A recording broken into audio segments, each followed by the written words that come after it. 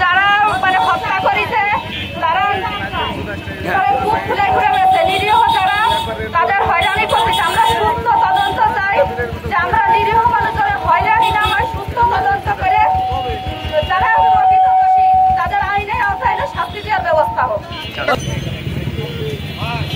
মনে গেছে যার পরে আমার টাকার সুযোগ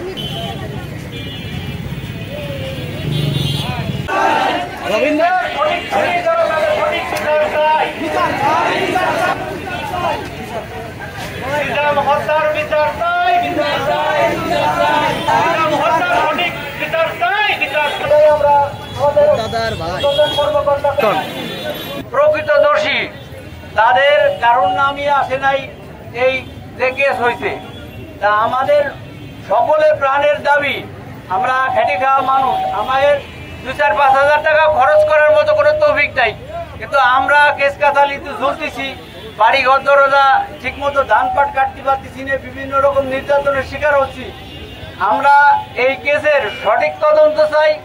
আপনারা আমাদেরকে এতটুকু সহায়তা করবেন যেন এই কেসের সঠিক তদন্ত হয়, প্রকৃত দোষী যারা তাদের যেন শাস্তি হয়, আর যারা নির্দোষ মানুষ যেন খালাস পায়, তারা খেটে খেতে কাজ করতে পারে, স্বাভাবিক জীবনযাপন করতে পারে। হলো না, এটা তারা ভিতরে কিছু টাকা পয়সা লেনদেন করেছে, লেনদেন করে তারা এদের ম্যানেজ করে নিয়েছে, নিয়ে এই সাধারণ মানুষ এরা তো টাকা বাইর করতে পারে না, টাকা দিতে পারে না। আমাদের সন্তান নিয়ে, ছেলে মেয়ে নিয়ে, আমাদের স্বামীকে নিয়ে আমরা যে সুন্দর পরিবেশ গঠন করছিলাম, আমাদের ভাঙচুর করে, আমাদের স্বামীদেরকে নিয়ে আমাদের নির্যাতন করে আমাদের প্রচন্ডই করছে। এরই আমরা দাবি চাই, এর